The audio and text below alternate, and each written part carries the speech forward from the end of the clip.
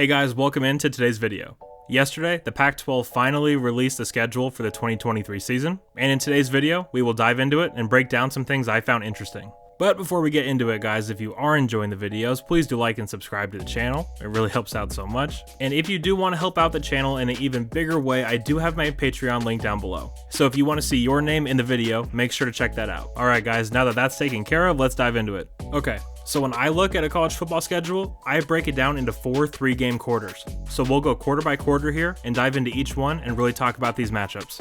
Alright, so quarter 1, thanks to BYU joining the Big 12 and having to cancel their game with SC in 2023, USC opens the year in week 0 against San Jose State. We obviously saw this matchup pretty recently in 2021, where SC won 30-7. Another home game against a Mountain West opponent is up next in week 2 as Nevada comes to town.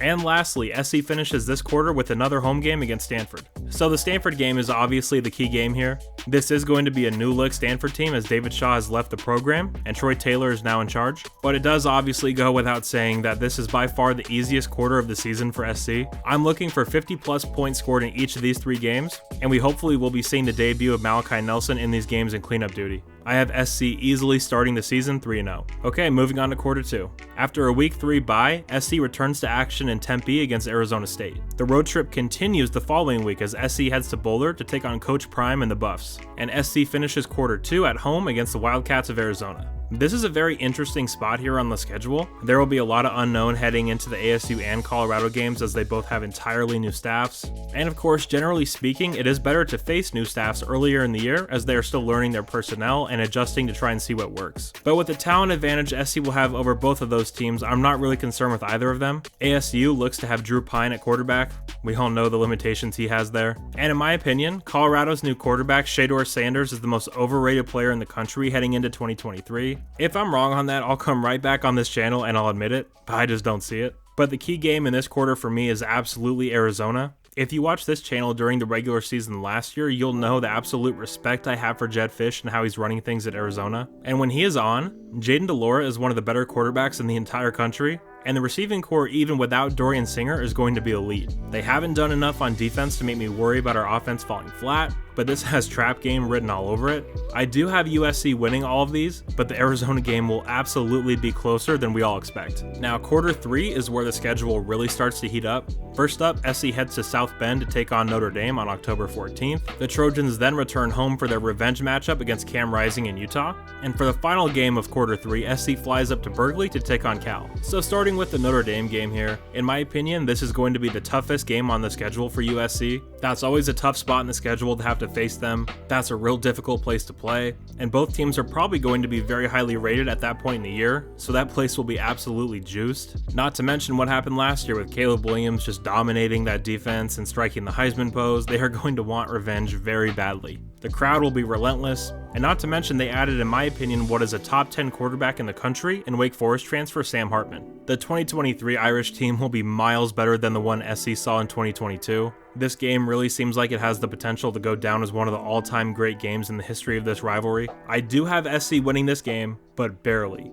Shades of 2005 here for sure. Next up is Utah. And having to get up for this game after what is likely to be a war in South Bend will be tough, but SC will be the ones who have the revenge factor here. I know the Coliseum crowd will be amped up for this game. It will likely be the loudest we will have heard the Collie in a very long time. And bottom line, we aren't losing to Utah 4 times in a row. I have SC winning this one. And in the next game, SC should absolutely smoke Cal, but this team is going to be completely exhausted by this point, mentally and physically. That can be a sleepy environment up there in Berkeley as well. So if SC doesn't come ready to play, this is going to be a very close game. I do have SC winning this one, but not by as much as people will probably expect. Okay, moving on to the 4th and final quarter, and this is by far the most difficult 3-game stretch on the schedule. First off, USC hosts Michael Penix in Washington. They follow that up with a trip to Autzen to take on Bo Nix in Oregon. And finally, SC closes out the regular season with UCLA in the Coliseum. I mean, that's just a brutal end to the year. We knew the Pac-12 wasn't going to do SC any favors, but boy, they really went even further than I expected them to. So first up is the Washington game. This one is going to be a real challenge. Keep in mind that SC wouldn't have had a bye week since week 3. The team will be really worn down at this point, and at some point, you just can't go blow for blow with elite teams week after week. So I have SC barely losing this one in heartbreaking fashion. That offense is just elite. Michael Penix is elite. That one's going to be tough for sure. Next up is the trip to Eugene. That place is an absolute nightmare to play for opposing teams. However, I do feel like the loss of Kenny Dillingham isn't being talked about enough here. I mean, that guy is one of the more brilliant play callers and designers in the entire country. Replacing him won't be as easy as a lot of Oregon fans think it will be. I have SC winning this one to improve to 10-1 on the year. And finally, the UCLA game. Fun fact, it will be the first time in over a decade that USC will face a UCLA team that is not quarterbacked by DTR. So that'll be a nice change up. It's also at home. Whether it's Colin Schlee or Dante Moore at quarterback here, they're not beating Caleb Williams. I have SC winning this one by double digits. So to sort of wrap up here, I have SC finishing the regular season 11-1, with the only loss being at home to Washington. This schedule is brutal.